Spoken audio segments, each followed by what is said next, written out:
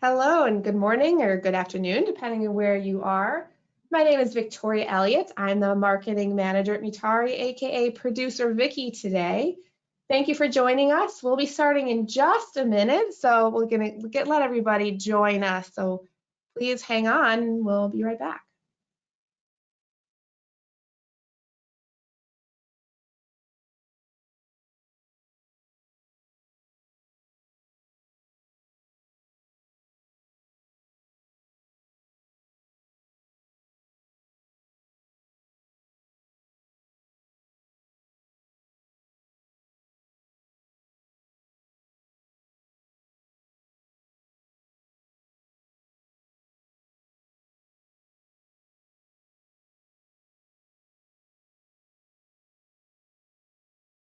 Hey, hello again. It is Vicki Elliott here. I am the producer Vicki, or the marketing manager at Mutare. I wanted to say thanks again for joining us. We're just still seeing some people pop on, so we're going to give them another minute to join us before we get rolling.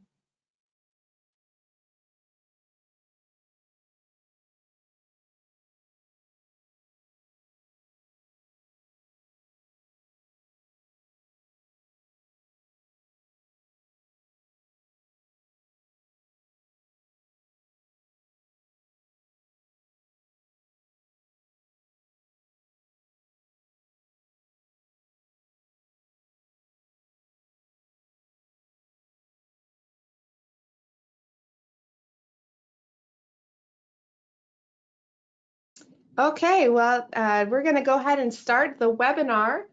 So if you missed my initial intro, I just want to say hello. My name is Victoria Elliott. I'm the marketing manager at Mutare, also known as producer Vicki today. Thank you for joining us. Today we have Brian McDonald, our Director of Product Development, aka our Chief Nerd today. Hi, Brian. Thanks for joining us. Hello. We also have Colin Millstone, our Chief Marketing Officer. Hi, Colin. Good afternoon. Hello, and hello everybody out there. Thanks, guys. So today we're going to be talking about trends in voice, and we hope you have some helpful takeaways today. So I'm going to turn it over to Colin. Thank you for both joining us today. Well, I want to say to everyone, again, thanks for joining us. Putting this event together has been a little bit of a whirlwind, just like the cyber incident that caused us to do it or initiated some of our prospects, clients, and partners to say, hey, we'd like some more information. What's going on? So again, today's is a special event. This is going to be a little different than our typical webinar. It's going to hopefully feel a little more podcasty, a little more off the cusp. Just kind of bear with us. Again, this thing we did it on the fly, and we really want to spend some time on 3 key points, right? So again, a few weeks ago, MGM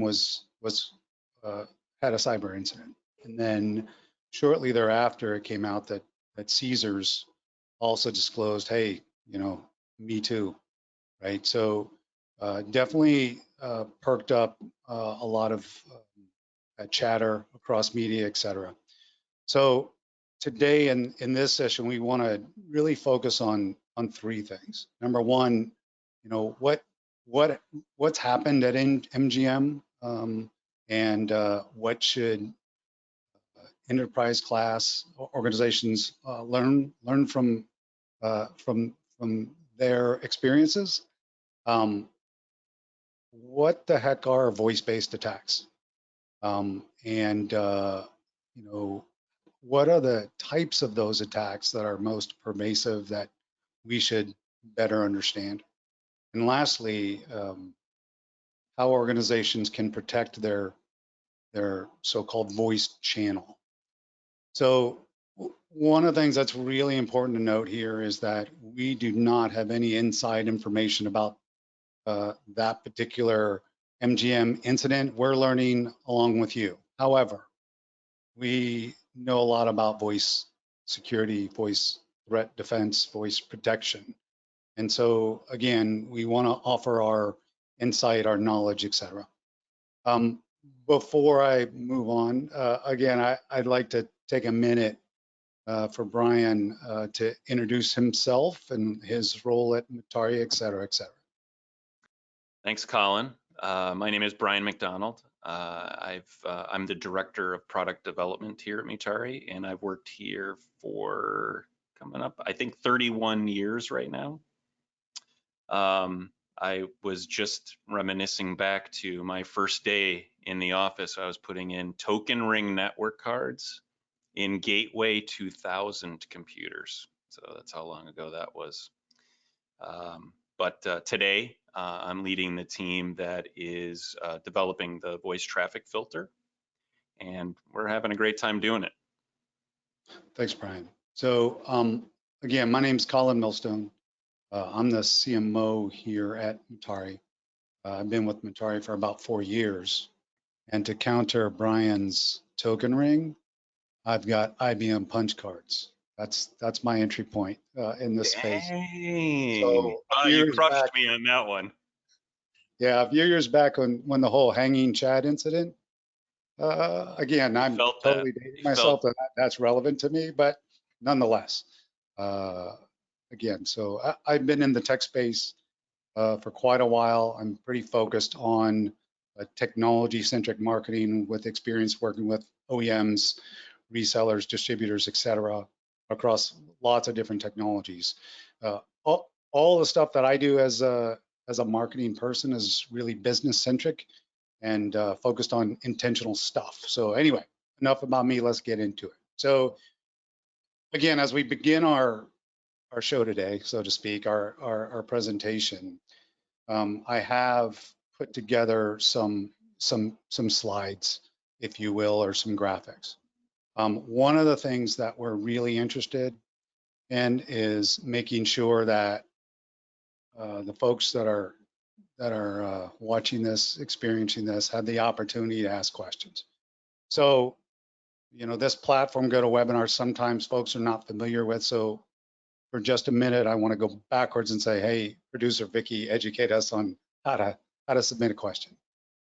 Thanks, Colin. I'd love to. So if you're not familiar with GoToWebinar, I know there's a lot of platforms out there and we're all tired of all these different settings. Apologize. On GoToWebinar, and you may see something similar to this where there's a little question box. You might have to click it to get it to pop open, and there you can type your questions. So we're going to do our best to answer all your questions today. Otherwise, please feel free to contact one of us individually or directly to one of the emails that you received to attend the webinar today.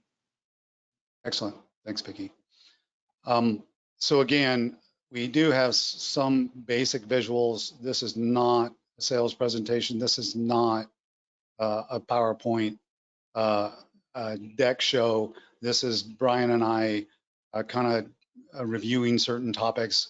And yes, because I'm a marketing guy, I couldn't help myself to put together at least some visual cues. I like to start, Brian, will you just kind of level set, where are we right now relative to the MGM breach, and kind of level set that for our audience? Sure. So I think we've all heard that MGM and Caesars were the victims of hacker attacks on their infrastructure. And by the way, pour one out for their sysadmins and their security teams. This is probably some of the worst days of their lives. MGM, we know, was down for 10 days. We saw pictures of the lines, people waiting, the slot machines not working, couldn't check in. I mean, just horrible. And we know that the threat actors that attacked these two organizations, we know from MGM reporting very little, but we know that they were down for 10 days. And Caesars actually produced a bit of information in their SEC filing, as they need to do, and let everybody know that they were attacked and suffered a ransomware and even paid the ransom. And and just a horrible situation all around for these organizations. And again, pour one out for their security teams, because boy, this is rough couple days for them. Yeah, so thanks for the quick update. I want to real quickly get into impact, right? Organizational impact of this attack and ones like it. But again, all taken from what we're learning as reporting comes out about MGM. First of all, from a financial side, we've got, there was estimates, and again, none of this is MGM saying, yes, this is how we are impacted. These are things that we've gleaned from different reports. So first of all, the whole idea that the estimates are that they lost 8 million a day. So if in revenue, that is, right? So 10 days, 8 million a day, 80 million bucks. That's a lot of chips. Next, one of the things that I saw just a couple days ago, again, here's my next visual, is about stock price. And then there's this other thing about probability of default, which financial sector folks can get into that. I'm not going anywhere near that. The bottom line, though, in 10 days, their stock price, their share price fell 11%. That's a really significant dip. And again, I put the link to this article because it was so interesting. This whole idea of probability of default skyrocketing as share price goes down. Very interesting. Again, not my expertise. I'm not getting into it. Me either, by the way. Super interesting article, but yeah. Yeah, producer Vicky, you want to get into that? All good. No. Keep going. Stay far away. All good. So the next thing is that I just saw yesterday was the number of lawsuits that have begun. So again, we take these estimates of lost revenue. We look at all sorts of other direct impacts, but then the lawsuits have begun. There were, multiple lawsuits that were filed, and I'm going to read my notes here. The lawsuits are about not providing adequate security measures, failing to inform customers promptly that their information was compromised, negligence, breach of contract, and unjust enrichment. Again, I don't profess to understand all that. The bottom line is, though, and part of the gold here, and the reason we're doing this, is that the voice as a threat vector is something that people are not paying attention to. The whole idea that security awareness training or human-based training is good enough to stop it. Well, there's other things out there that organizations can do, but first they have to understand, hey, voice as a threat vector is real. And again, if all we did is we took an $80 million hit over 10 days, I think they could invest in some additional tools, right, to take the onus off the team, off the humans. But again, we'll get into that. And sorry, I just, I'm feeling this pretty strongly. Brian, before I go, anything you want to hit about that? Well, yeah, you're jumping right into the voice as the threat vector, and we learned that especially through Caesar's SEC filing, that they said an outsourced IT support vendor was the victim of a social engineering attack. Now we can't specifically point to voice, but social engineering would lead one to believe that perhaps that was it. But I think we all saw the tweet, right? That was out there that kind of made the headlines where, there it is. It says a company valued at $33.9 billion was defeated by a 10-minute conversation. And this is what, drummed up a lot of interest here.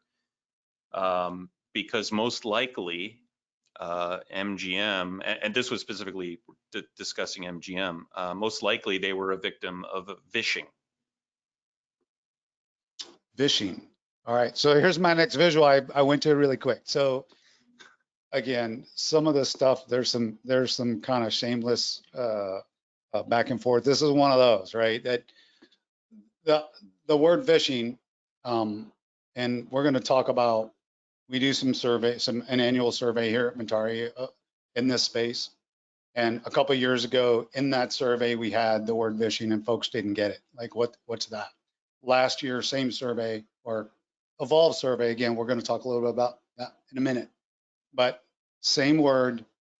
No one asked us what was that. Anyway, Brian, go phishing. Let's tell us a little bit about what is phishing. So How does it work? yeah, phishing is on one hand a cringy word, but also I get to use my favorite word of all time, which is it is a portmanteau of voice and phishing.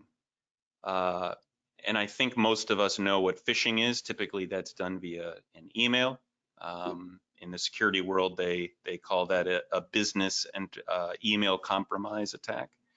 And you've seen these emails where they just want you to try to log in. They fake Microsoft 365 login page. They're trying to get your credentials to get access. What phishing is that happens over the phone. And there's a lot of kind of tricky ways that they can do this. And some of these are super insidious, right? A lot of times they'll use two main tactics, to friend or foe tactics. So they might call contact center and try to reach somebody. Contact center's gonna answer the phone because that's their job. And they will a lot of times use some tricky techniques to try to gain the trust, either by using friend or foe techniques. So a good example is they'll call in and they'll say, hey, Colin, looks like this is Brian from IT, and looks like your system's been compromised. We're going to need you to download this file, or we're going to need you to give us a bit of information here, and we'll give you some information back, so just to verify that things are on the up and up. And you know, even training is going to knock people back a little bit, and they're going to say, oh no, this is IT, I'm in trouble, I need to do this. And these are very insidious tactics. They'll also try to be their friend and try to get this information. Sometimes there are what they call spear phishing attacks, which are direct attacks towards certain individuals. Maybe they've picked out somebody where they've got a little bit, the bad guys have a little bit of information and they need more, they can do this. But it's not unheard of, and you're seeing a lot more of this, especially as people's information about the company is on LinkedIn. They said, we pop over to LinkedIn, get some information about the company or a particular individual, pretend they are an individual that can easily be looked up on LinkedIn, and boom, you got half the job done. So these are incredible techniques, and once the bad guys can gain credentials, they can get a foothold into the organization. And right, good stuff. So again, phishing, like social engineering, are things that we have bad actors specifically targeting humans, right? And again, using the phone to do that. So when we look at the overall category of this, voice as a threat vector, we, at least, one of the trending terms is this whole concept of voice-based attacks, right? And so voice-based attacks could be human-centric or machine-centric. Could be nuisance, could be nefarious. So there's a lot of stuff out there. Can you break down a little bit more beyond phishing? Sure.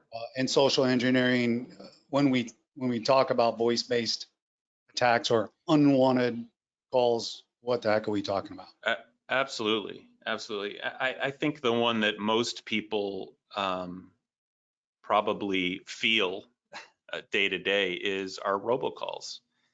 And these are the bad guys either purchasing phone lists or just randomly going through phone numbers and calling. And these are automated systems that are not very difficult to put together.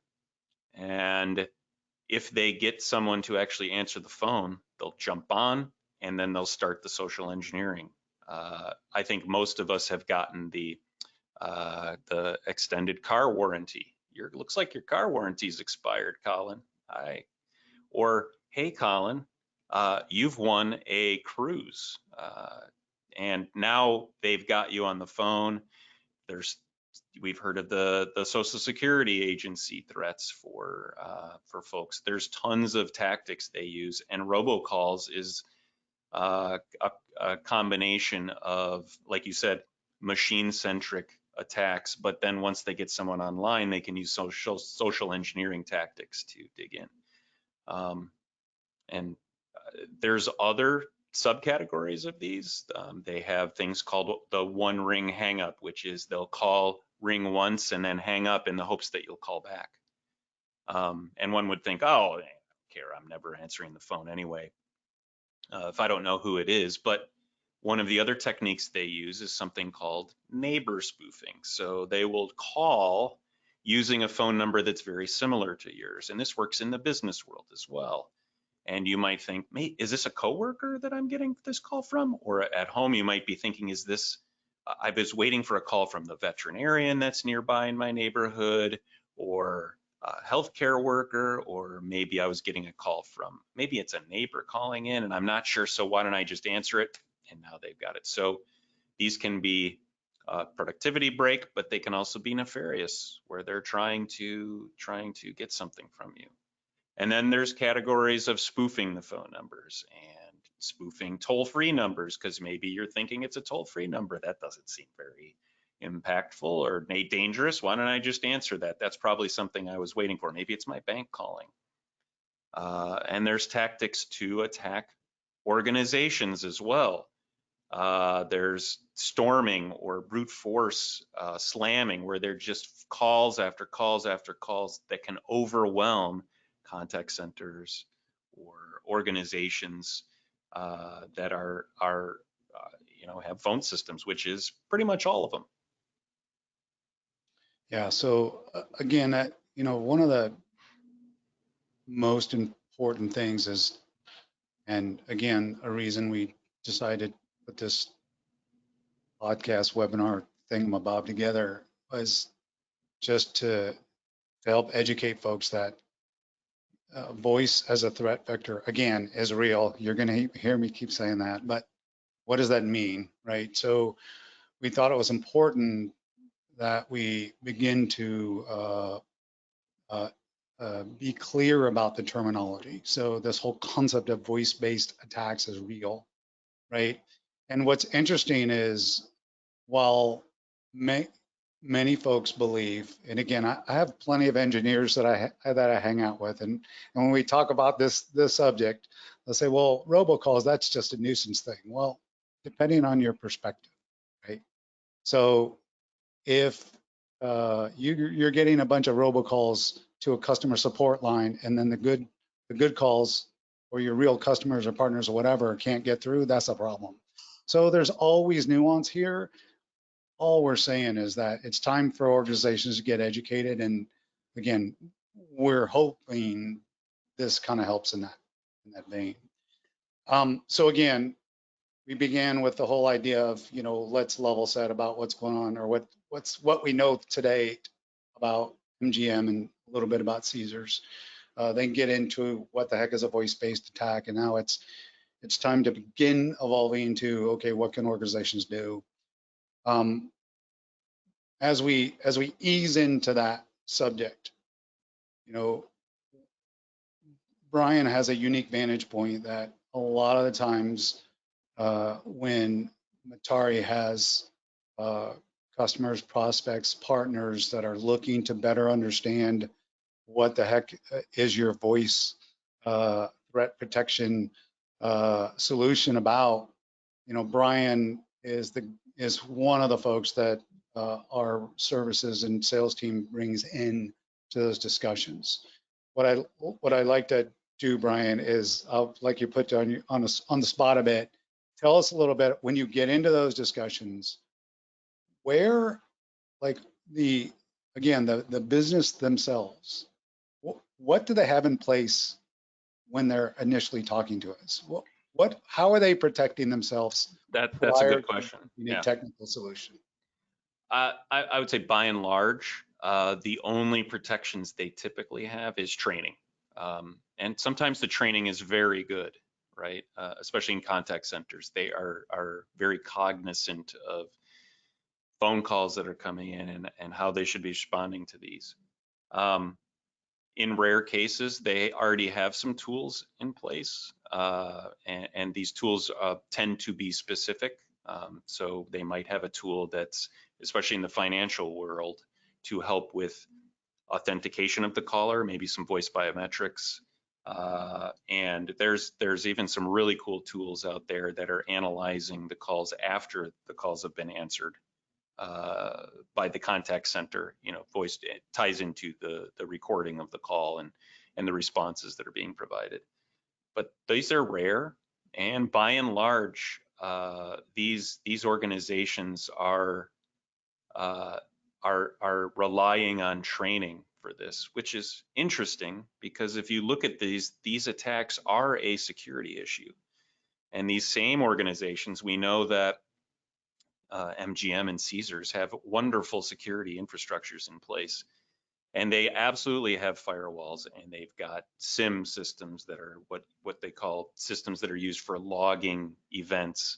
And these get shunted into systems that do an analysis, and they do detection and response. They have systems called XDR, and it correlates all this data and sends alerts when things are happening. And they're paying deep attention to these types of behaviors and attacks, but kind of leaving the voice channel out there unprotected and relying on and thinking that training is all we have. It's the only solution we have. And in reality, there are options out there. Yeah, so I'm going to quickly, and I just had to check that legal article that I mentioned earlier that I saw about the lawsuits. But one of the things that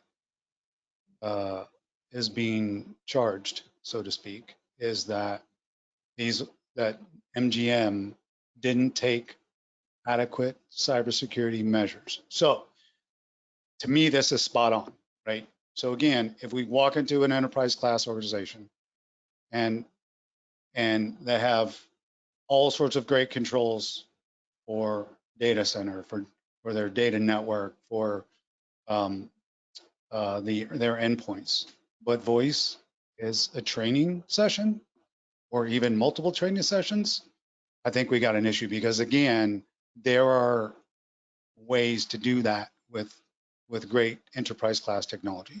Well, I want to add to this too. It's not just MGM and Caesars. I mean, this is in the news right now, but if you remember over a year ago, Cisco, big company, huge security company, they were a victim of an attack, if you remember, about a year ago.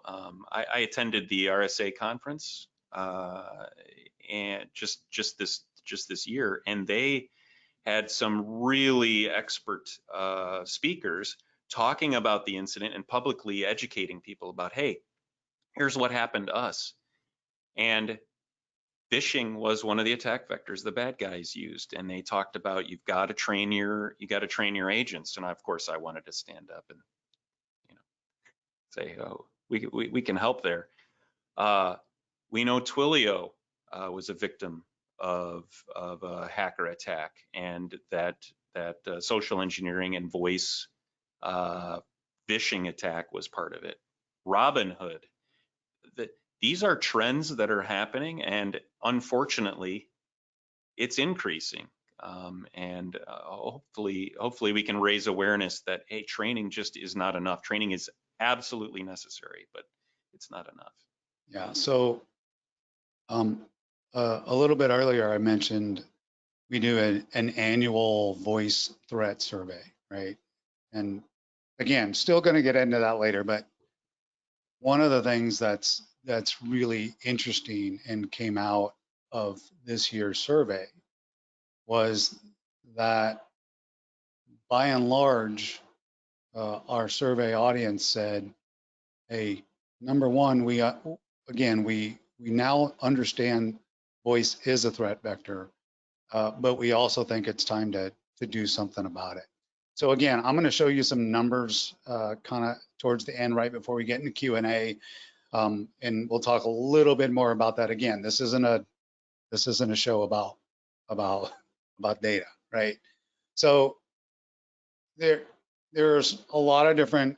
We keep alluding that look, there's technical solutions, there's enterprise class stuff available, right? So you don't have to just rely on training.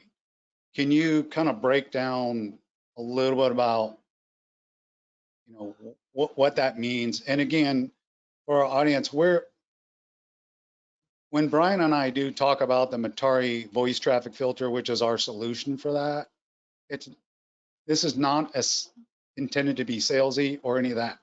We're super proud of our work here.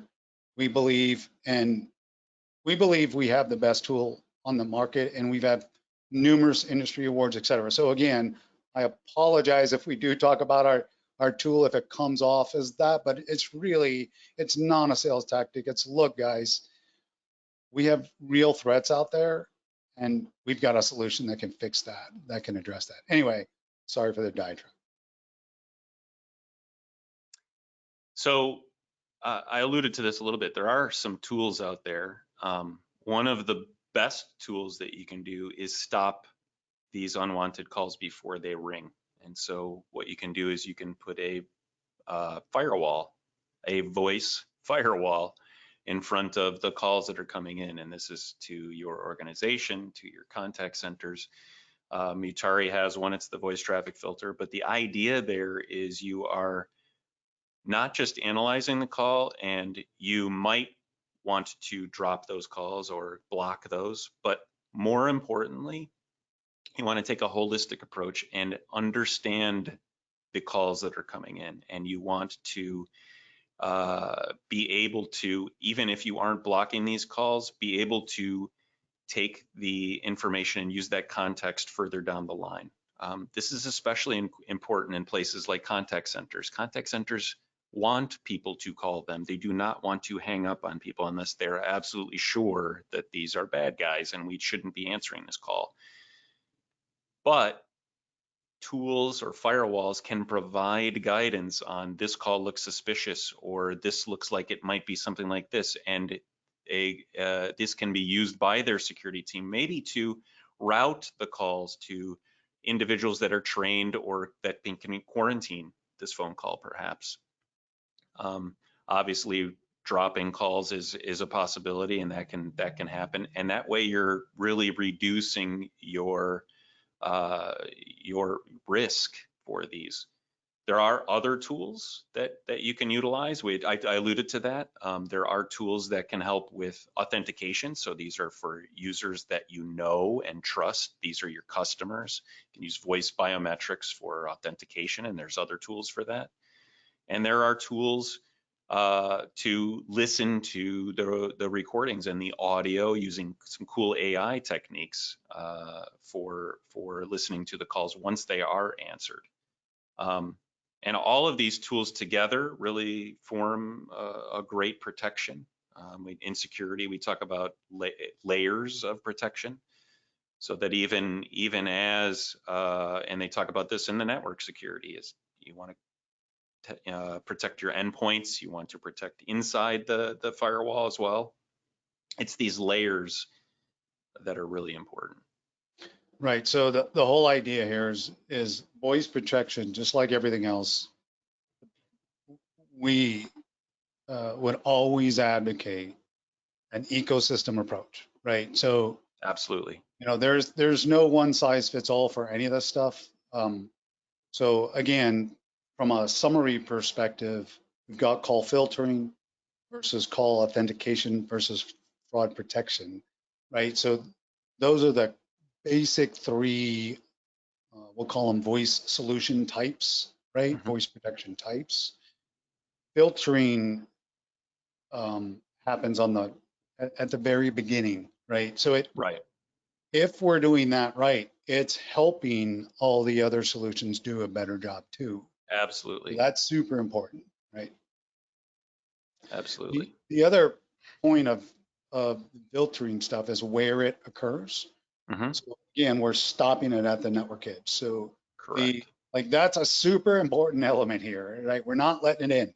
It can't, Yeah. the bad guys can't get in at all. We're stopping it at the network edge, and there's multiple ways to do that. Anyway, Brian, any additional details you want to talk about filtering and kind of what makes the Mentari solution unique, different, Sure. awesome, amazing, So whatever? absolutely. I talked a little bit about layers, and we apply that same holistic approach where you're applying layers to your entire call flow throughout the whole call flow. We apply layers to the filtering as well. So we have 5 distinct, we call 5 layers of protection. The first one is going to be the one most obvious to everybody, and those are just simple rules, right? Perhaps I want to block calls from particular countries. I might want to route or divert calls that from certain callers. I might want to make rules based on the numbers being called and combinations of those, right? So you can get really tricky with some of these rules, and they can be using multiple pieces of the phone call to make this work. And good systems will actually also automatically create rules based on previous behaviors, and you can set up stuff for that. So that's the first one, rules. Second is what we have. We have a proprietary dynamic database. And think of this as a meta-analysis of calls amongst all of our customers. So we're looking at robocall lists. We're looking at trends that are happening right now in real time with calls. So as attacks happen within other customers, we can use that to inform all of our other customers. All of this together is happening in the cloud, and it's very quick analysis that happens. So that's 2. Number 3 is what we call threat radar, which is really a smaller, closer, and very specific analysis of the customer's call patterns. So we're analyzing call patterns to detect things like neighbor spoofing. We're looking for spikes. We're using some machine learning in there to trigger alerts and events and notifications when anomalies happen, right? The 4th one is STIR/SHAKEN. Everybody's heard about STIR/SHAKEN. This is supposed to be the thing that's going to stop all of these, right? To keep the spoof calls from happening, and it does a pretty good job. It's taken forever to do it, and it's not perfect. And really, what we help with here is we provide the customer access to this. Our tools are super easy to use, and we provide the customer the option to choose what to do with those attestations, what they call the scores or the grades for the STIR/SHAKEN analysis. And then lastly, my favorite layer is our voice CAPTCHA, which supports all of these. And so this really weeds out the robots from the humans, and is another layer of protection. All these together work in harmony for our voice traffic filter. Good stuff. All right. So, I think it's important to understand that when many IT professionals and security professionals talk about safeguarding their infrastructure or safeguarding their voice infrastructure, much of the time, what they're really talking about is hardware, right? They're talking about the hardware, the software, protecting that from some type of attack, et cetera. And what we're talking about is different. What we're talking about is the traffic that goes across that infrastructure. So huge difference here, right? And something that, again, many professionals aren't making that connection, that when we talk about securing the voice channel, we're talking about all of it. Infrastructure, hardware, software, traffic, people that answer the phones, et cetera. Absolutely. And you're talking security, and I really like talking about security here because we view this as a security issue. one other thing I'd like to add is it's really important that any tool you use feeds into your existing security infrastructure. So that data, and we talked about the tools. You're okay. This image is great because this talks about all of the typical security pieces that an organization is going to have, and being able to feed into these systems and to be able to aggregate and correlate this data. Consider that the C-suite maybe is getting hammered by an increase in phishing attempts. Well, if all of a sudden we're seeing some anomalies from a phishing standpoint, or the telephone calls coming into maybe the C-suite, and those are aggregated together, now we can set some alerts and maybe tweak some of our settings to maybe be a little more liberal about routing calls or diverting calls for the C-suite. That's just one example. But all of these systems need to work in harmony. And I think this image is actually a really cool image because there's that gap there that people don't think about, right? And that's the voice network. Yeah, good stuff. So I'm doing a quick time check, and we're definitely a little verbose here. So again, quick apologies to our audience. There are a couple points I like to make real quick, and then we'll kind of dive into Q&A. I see we have a number of questions popping up, and please, again, submit your questions. We'll do our best to get to everything. One of the things that we're asked a lot is, okay, well, you know, hey, Matari, you say voice is a big deal and we should be concerned about it, but we don't really think about that. How do we know we're impacted, right? How can we figure out what's going on in our networks? So we put together a quick assessment of that. Bottom line is we ask folks to submit to us 30 days of their CDR. And in a second, Brian's going to explain CDR because I'm not going there. But what we do is any organization can send us 30 days or more of their CDR.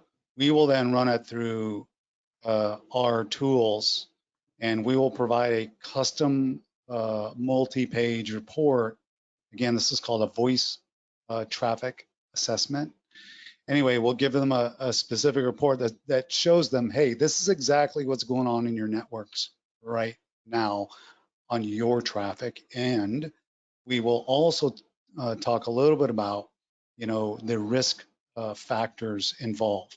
So in this voice traffic assessment, we do incorporate some principles from the FAIR risk model, if folks are understanding of that, et cetera. So again, I'm going to back up. Brian, CDR, can you explain that real quick? Yeah. So CDR is call detail records. So whatever systems that organizations have, they've got systems that record these calls came in, these calls are going out. If we can get that data just for 30 days, the more the merrier, because we can give you a better analysis, and more recent better, because as we talked about, we can kind of gauge the recent attacks that have been happening.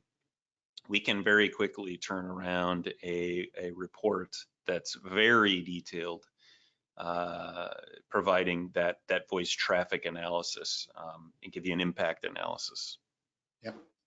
All right, all good. So now let's, again, cognizant of time, I'm going to jump in to some metrics, right? And FYI, and I have a quick URL here on the Metaria website under resources. There's a lot of good stuff. There's a lot of articles, ebooks, the voice survey I'm about to talk about, et cetera, but a lot of good stuff there. But so every year, for the last 2 years, we've done a voice network threat survey. What's unique about this survey is who we survey. Okay, that's actually the first uniqueness. And the fact is we survey folks, the types of folks that are on this call. This past year, we attended the RSA Security Conference in San Francisco, Cisco Live in Vegas, and then CCW, which is a contact center event also in Vegas. And we do live interviews via tablet and ask folks some questions. Again, there's an executive summary, so to speak, even though, again, you'll see that our content is pretty long. Get used to that. But Take your screenshots now, people. yeah, so what I've shown here is on the left-hand side, there was 4 key things that were like, oh, snap, and I had to filter myself right there. There was 4 key findings. Number 1, everyone we surveyed. Again, these are technology professionals, security professionals, hopefully at the top of their game, and that's why they're at these events. 100% said they were impacted from a business perspective. This was a business-centric survey, not are you impacted as an individual. 100% of people said yes, we're impacted. Next, 85% believe it's time to elevate voice as a enterprise class threat vector. 85%. Next, 25% of folks that we surveyed said they don't answer the business phone. If my people didn't answer their phone 25% of the time or any percent of the time, I am not a happy dude, right? So again, business is not like individual, we can ignore a call.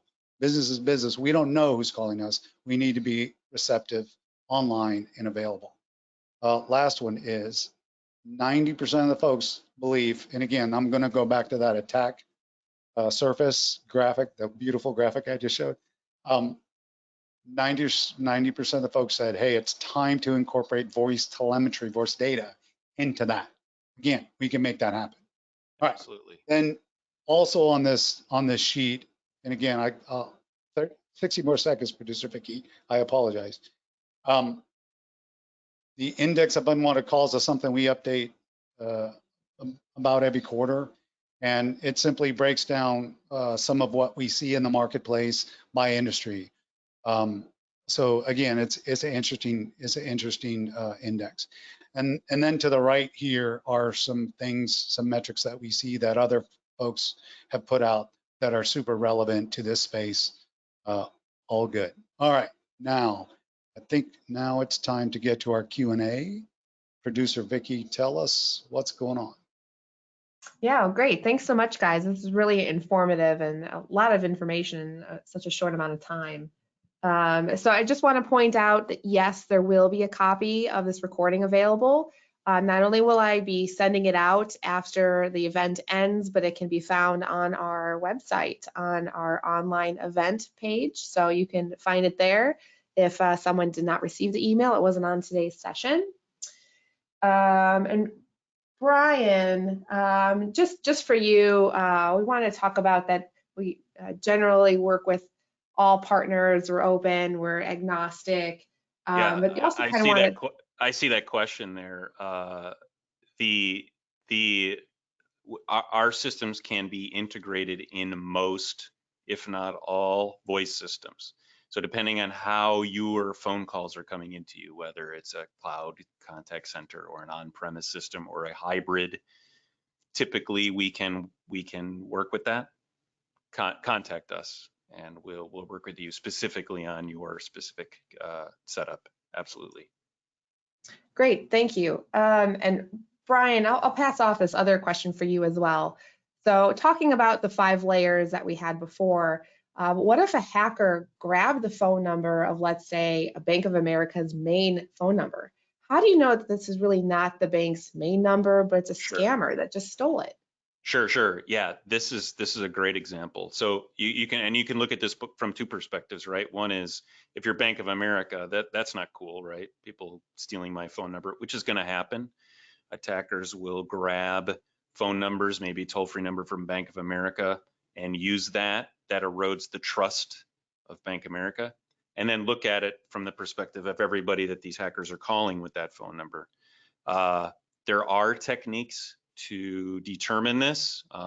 Those layers can happen perhaps in the proprietary dynamic database. If the Bank of America phone number is not a phone number that's used for outcalling, there are those databases that can help with that. If that doesn't work, there can be an analysis of calls that are happening, that particular call inside the data that comes into the call to see if that phone number has been spoofed. And again, there are multiple layers here that can be applied to check this information. Fantastic, thank you. And Colin, maybe you could talk a little bit more about this. I know you did go through the different industry metrics and things that we've seen, but has there been a specific industry that maybe you've seen impacted the most with this? Actually, I'm going to push that over to Brian.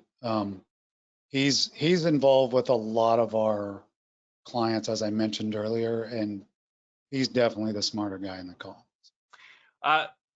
Okay, so obviously everybody's impacted, but we've seen a large impact on healthcare. Healthcare is going to be answering the phone, so that makes a lot of sense. Healthcare really gets slammed a lot from these, and they usually are ones that are impacted a lot. Finance is another one. Finance already has a ton of protections in place because they're very careful with their money, obviously. But every little bit helps. Again, layers of protection. It's filtering, it's authentication, fraud detection, and training. Training is still very important. And I would say that go back to our stats. We've got our stats in that previous slide. What's another high one? Those are the two that come to mind. Higher education, yes. Higher education is actually a biggie, especially across the larger institutions. Training's a lot harder to take care of in these situations. They are wanting, because of recruiting, to be answering the call, and so there's a lot of vectors in there. So those are probably our three biggies. Yeah, what's interesting and about our stats is, so if you look at kind of lower in the middle down there, the federal and state government, it looks really low, right? Here's the thing. They get a lot more calls, right? So there's a nuance here that's really important. And that is the amount of traffic coming to state and local government through their lines dwarfs many times what comes through other organizations. And so therefore their percentage of traffic, it looks smaller. They're still getting a lot of calls. So again, there's nuance here, and that's why, again, if anyone out there wants to better understand this, Mentari's front line, our sales team is super well educated. They can help counsel, educate, and inform folks about not only this data, but a lot more. Great. Thank you both for taking the time to dive into that one. It looks like we just have one more question, unless we have some last minute ones pop in. Don't be shy. We won't bite if you want to ask something you're a little nervous to. So the last one we have here is about the implementation time. Brian, can you talk a little bit about, does this take a lot of time to get it up and running? It depends on on where we're connecting. We can go as quickly as 1 hour. I was just part of one that literally took under an hour to get set up for a contact center. If there are implementations that take longer, sometimes these are going to be where we're sitting inside the call traffic, and those can take several days or weeks. We need some movement by both parties to figure out how the connections are going to happen, where things are happening, make sure we do a lot of testing. Most important thing here is to make sure any of these products are not disruptful to normal course of business, and so we take extra care to help out with that. So sometimes they do take a couple weeks, but again, it varies, less than an hour to a couple weeks. So I'm gonna give the marketing answer to that. Sure. We've got cloud, hybrid, on-prem, and API-based stuff, right? Yeah. So no matter what folks have, please ask the question. Please connect with us, and we can get in. The smart people like Brian can get into that.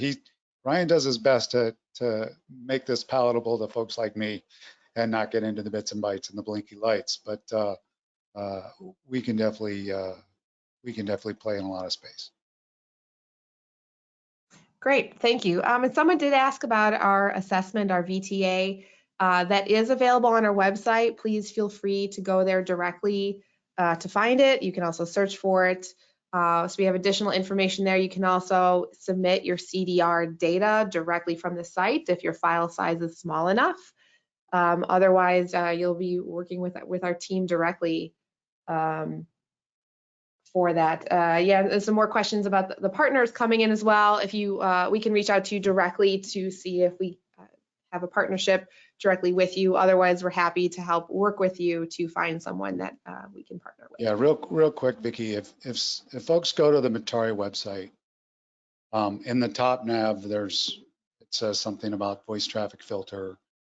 Click on that, and in the drop down, there's a lot of good stuff, right? So the voice traffic assessment is in that drop down, right?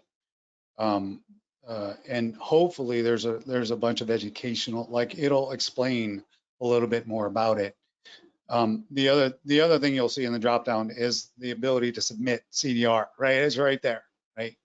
Lastly, again, great sales team that can explain this stuff to you. Our assessments take about a week.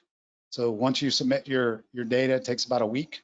Again, and this is because this is not just a one page, hey, here's a one page or one sheet sales thing. No, it's a true assessment that allows you to look at your traffic from multiple vantage points, from everything from a service perspective, a security perspective, a network perspective, et cetera. So lots of good stuff, and it's not just a quick and dirty bunch of numbers. All right, fantastic. I don't see any additional questions. Do you guys have anything else to add before we wrap up?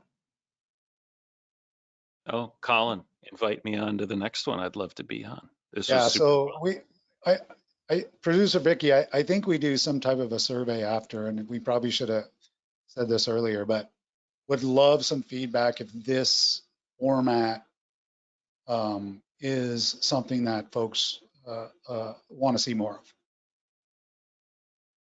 Other than that, appreciate you guys attending. I've been watching the attendance overall. It's phenomenal attendance rate, phenomenal registration rate, great stuff. And we hope it's been educational, informative, and that you guys can protect your organizations and have learned something. Yeah, as you mentioned, we do have a little poll that'll pop up at the end. You can take a quick survey for us, and you can also provide an open-ended feedback on something else you'd like to see for maybe next time as well. So with that, I don't know about you guys, but it's Central Time, and it's time for lunch. So I think we can wrap this up, and I just want to thank all of you for attending. As I mentioned earlier, a copy of the recording will be sent out, or it can be found directly on our website under our online events page. So, and please feel free to reach out to any of us at info@mutari.com, or if you received the original invite and you want to reply, that comes directly to me. So I'd be happy to answer any of your questions and follow up with you. So thanks again. Hope to see you next time. Thanks all. Be safe.